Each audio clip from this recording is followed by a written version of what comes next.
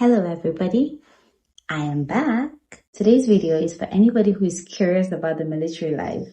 Maybe you're a military wife or a military girlfriend.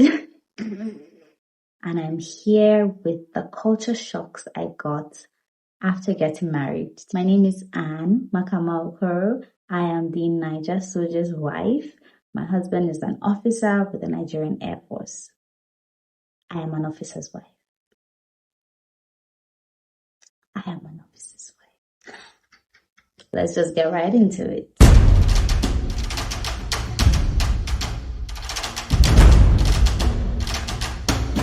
Culture shock number 1. The military culture of using ma and sir.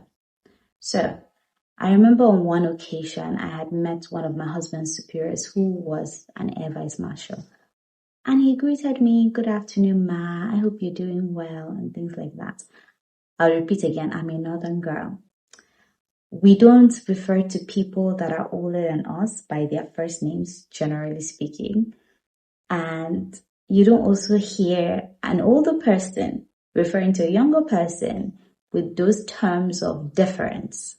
So it was just a little off and strange to me. The second experience I had was one of my husband's best friend, who till date would chat with me on WhatsApp and would use ma. We meet, he's calling me ma or madam. It was a little awkward.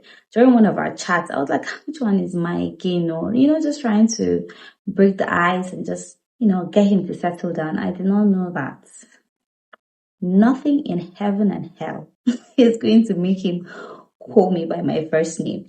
He is going to refer to me as ma or madam. And I've just come to terms with that.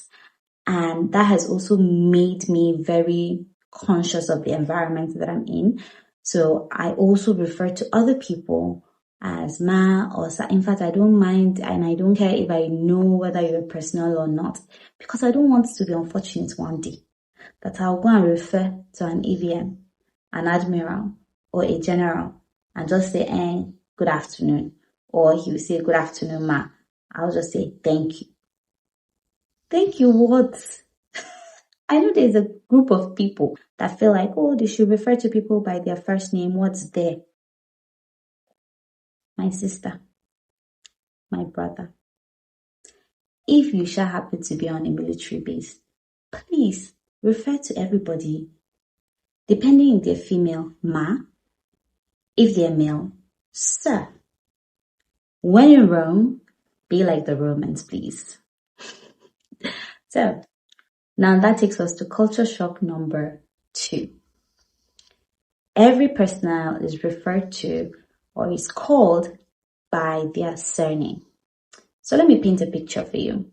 Imagine that your husband or your boyfriend, if it's a military personnel, comes home and is 8 p.m. or let's even say 10 p.m. and he's on the phone and he says, "Hello, Usman, how you doing?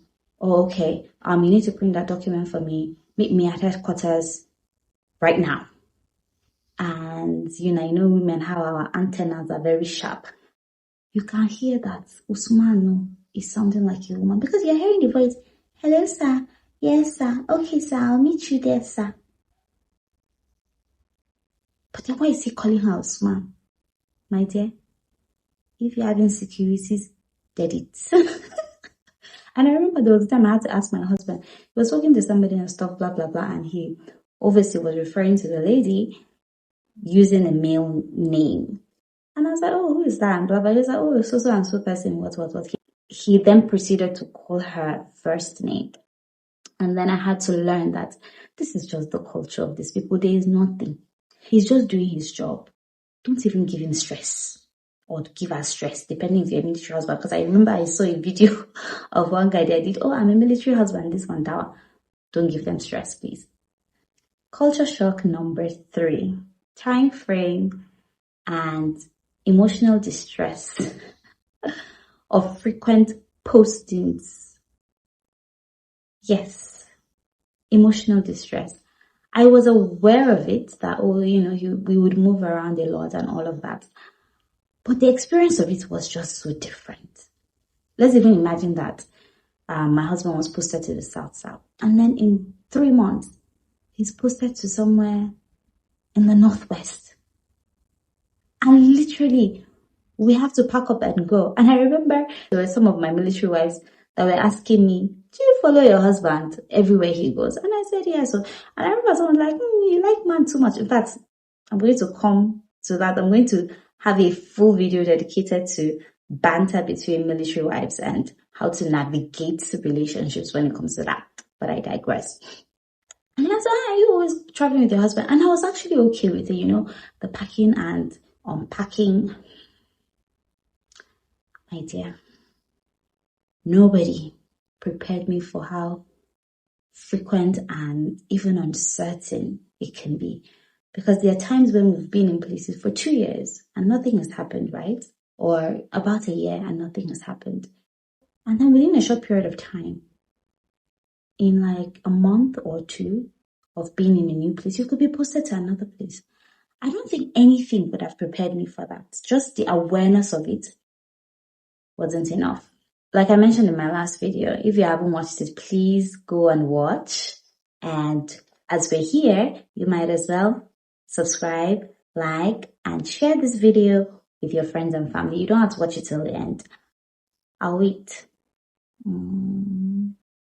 Have you done it? Okay, good. Thank you so much.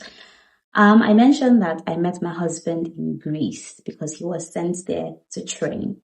By the time I got married to my husband and I became privy to some information, Nigeria utilizes a lot of resources to train their personnel. I'm not joking.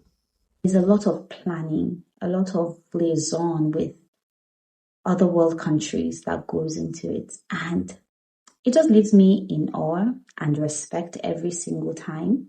Being better informed about that actually just humbled me in a sense that sometimes I don't complain that Nigeria is bad or there are lots of things that are not going right. Yeah. So that's culture shock number 4. The next culture shock. People of God, fire alarms. It could be 2 a.m., 3 a.m., 10 p.m., 4 p.m. You never know when the fire alarm is going to go off. And I remember one of the states that we're in, I think the alarm thing was very close to our house. That thing was so annoying. 2 a.m., 3 a.m. You're hearing wah, wah, wah. No, honestly, it's not funny. And he has to get up, get dressed, head out. All manner of things. In fact, I remember recently we were on a base and the fire alarm went off in the middle of the night. And I was just wondering to myself, I said, okay, I know these are like good drills, you know, to also make sure that personnel are in check in case of an emergency. What if it's a real emergency? What am I going to do? And then I imagine myself like, see, I would use a baby wrap to carry my baby in front, strap the baby carrier to carry my first son on my back. Now I'll make sure that I wear canvas and a hoodie so that if anything, I'm ready to run with my children and bush. Yes, and somehow military bases are very close to the bush. Anyway, fire alarms. If you are not ready to be hearing wah, wah, wah in the middle of the night to disturb your sleep, then maybe do not live on the base. The last and final culture shock for this video, I think I'm going to do a part 2 because I have so many, is language. I remember there was a day, I think in the first month of getting married, that's living together now. My husband and I have known each other for so many years, but you know, it's different. It's a different experience when you're living together. And he was talking to someone. And he was like, you, this useless officer. And then, you know, and other choice word like custard that starts with a B, if you get it.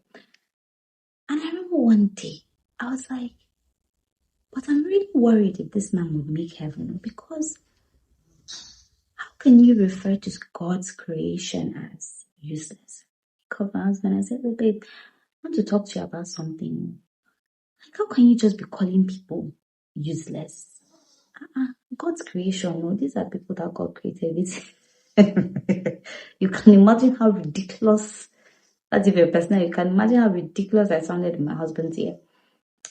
I was like, oh no, funny enough, the word useless can be good. Like, you know, the officer is just too good. And then, like, you're this useless officer. And just along with other words. So basically, which is a reason for another video. Words do not always mean what you think they do in the military setting, in the military culture. All right, everybody. I hope that this has been fun, learning some of the culture shocks that I had after getting married, you know, and just having more insight into this military life.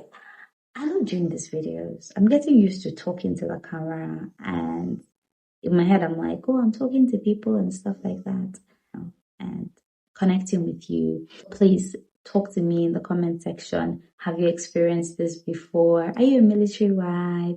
Are you just here for the amebo? Please, me too. I go to other places where I get amebo from. So, like, comment, share. Please subscribe to my channel. It will help me grow. If you like this video, it will tell YouTube that they need to recommend my videos to other people to watch. All right, everybody. This is the Naijasojaswife signing out. Bye.